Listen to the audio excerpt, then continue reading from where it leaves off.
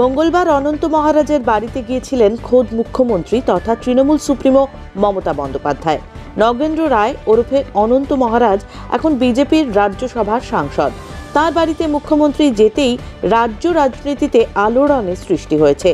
লোকসভা ভোটের ফল বেরোনোর পর থেকেই তৃণমূলের নানান স্তর থেকে শোনা যাচ্ছিল বেশ কয়েকজন বিজেপি সাংসদ দল পাল্টে তৃণমূলে আসতে পারেন।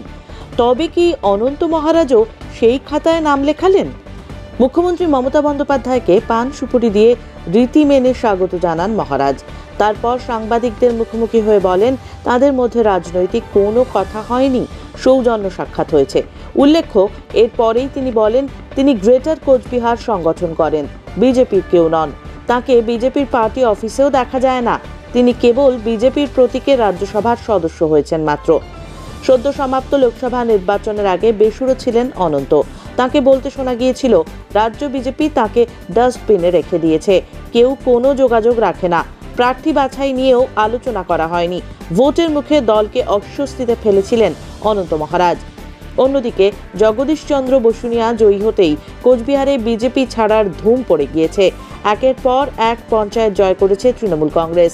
নেতা থেকে কর্মী সমর্থক পদ্ম ছাড়ার রীতিমতো হিড়িক লেগেছে।